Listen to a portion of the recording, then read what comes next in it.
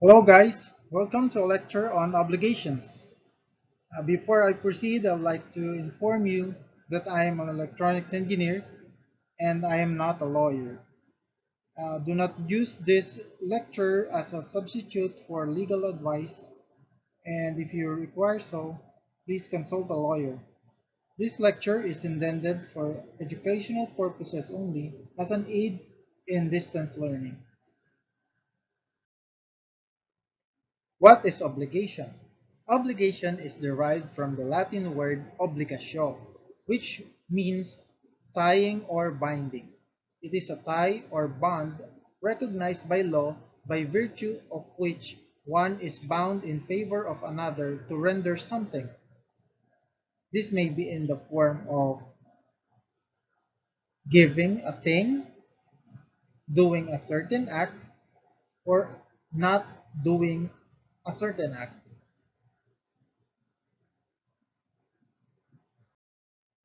According to the Civil Code of the Philippines, Article 1156, an obligation is a juridical necessity to give, to do, or not to do. Juridical necessity means that the court of justice may be called upon by the aggrieved party to enforce the fulfillment of the obligation. This just means that you can file it in a court of law. Here you can see the four essential requisites of an obligation: the passive subject, the active subject, the object or otherwise known as the prestation, and the juridical or legal tie. The passive subject is the debtor or the obligor, which is the person bound to fulfill an obligation. Siya yung may utang, siya yung may kailangang gawin, or siya yung may obligasyon, the one who owes the obligation. Okay, the second requisite is the active subject or the creditor, or also called the obligee. Siya yung inutangan. This is the person who is entitled to demand or the fulfillment of an obligation. Okay. The third essential requisite is the object or prestation. It is the subject matter of the obligation. It may consist of doing or not doing. Without the prestation, there is nothing to perform. So, kailangan meron silang pinagkasunduan. Ano ba yung pinagkasunduan nila? Kung bakit merong kailangang gawin yung isa at merong kailangang tanggapin yung isa. Lastly, the juridical tie or legal tie. It is that which binds the it is that which binds or connects the parties to the obligation. Okay. So let me repeat the essential requisites of an obligation, by which if one of these are missing, there will be no obligation. If a passive subject is missing, walang nangutang, walang obligation, di ba? Walang nagpautang, active subject. Kung walang nagpautang, walang obligation. Kung wala kayong object or prestation, kung wala kayong pinag-usapan, anong pinag-usapan nyo? Eh di wala. Okay? And the juridical or legal tie. Kung nag-usap nga kayo pero wala kayong agreement, wala ring obligation.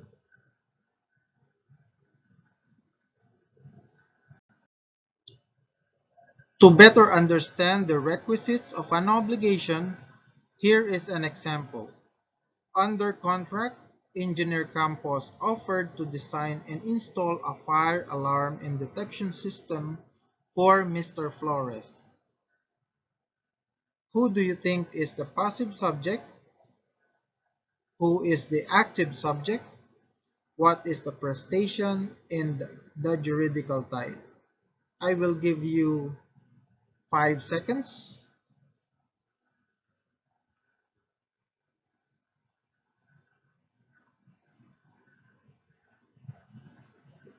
Okay.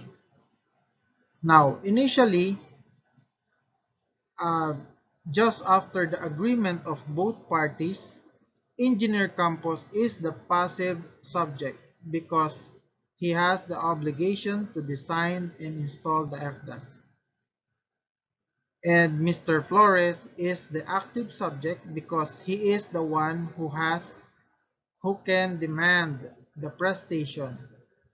The prestation at this point is the design and installation of the fire detection and alarm system. And finally, stated they are bound by a contract as a juridical tie. Okay, to further the example, let us say that the design and installation is finished. Who do you think now is the passive subject? Who is the active subject? Who is the what is the prestation? And what is the juridical tie? Okay, another 5 seconds for you to think about it.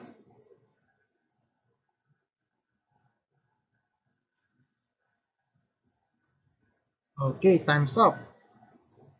At this point, Mr. Flores has the obligation to pay the contract. Thus, he is the passive subject.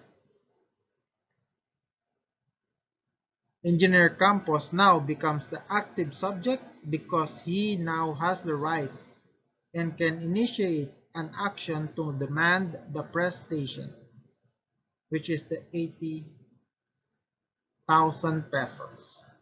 The prestation is the payment of the 80,000 pesos. And the same, they are under contract. The legal tie or the juridical tie is a contract.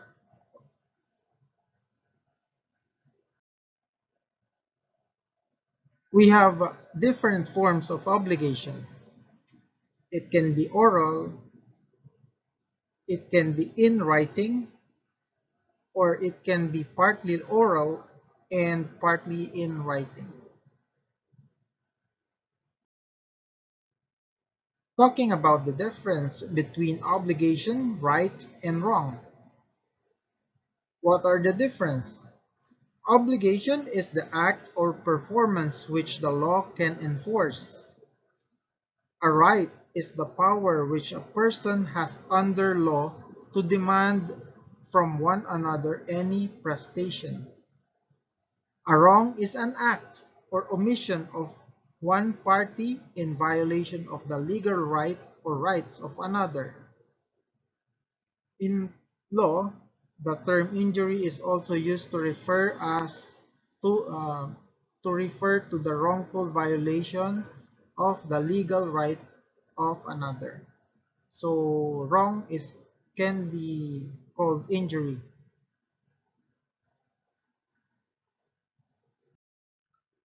From the given example, Mr. Flores has the right to have the fire detection and alarm system designed and installed by Engineer Campos. And Engineer Campos has the right to be paid 80,000 pesos by Mr. Flores after he has designed and installed the fire detection and alarm system. If any of the above rights are violated, then it is a wrong, which calls for a cause of action for the enforcement of the right.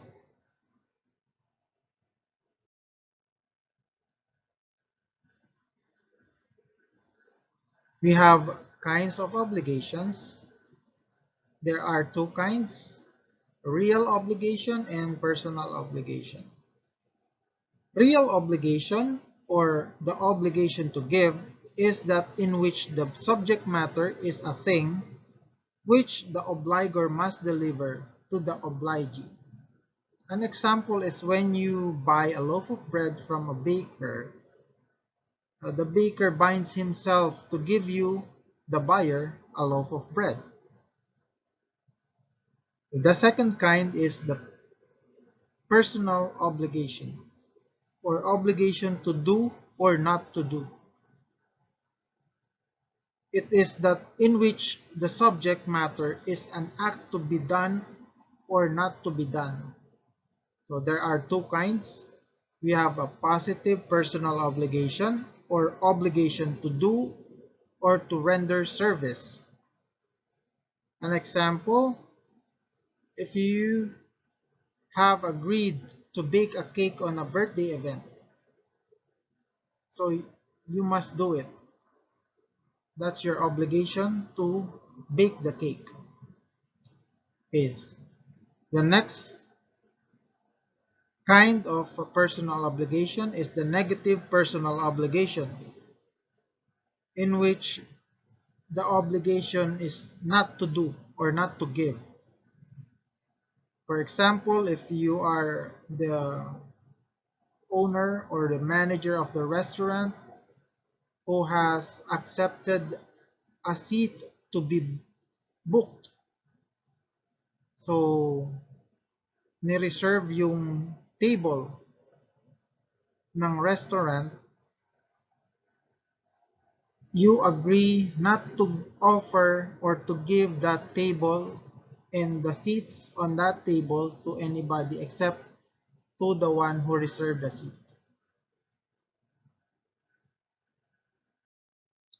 There are 5 sources of obligations. These are law, contracts, quasi-contracts, crimes or acts of omission punished by law, and quasi-delicts or torts.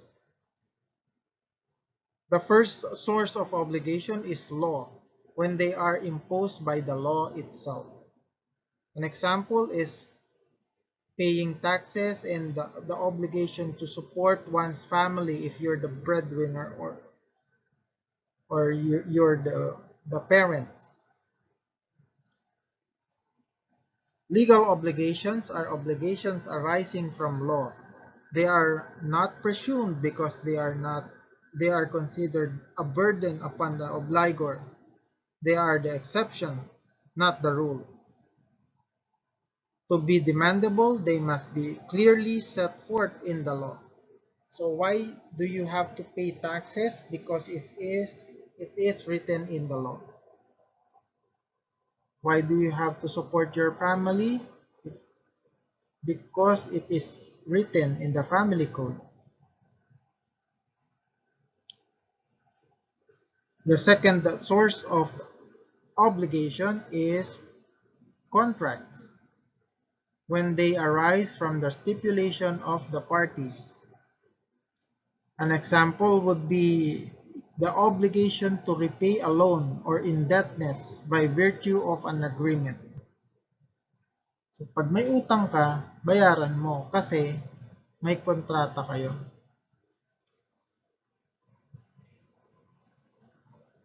A contract is a meeting of minds between two parties whereby one binds himself with respect to the other to give something or to render some service.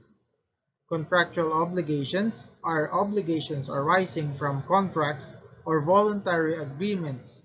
It is presumed that the contract entered into are valid and enforceable.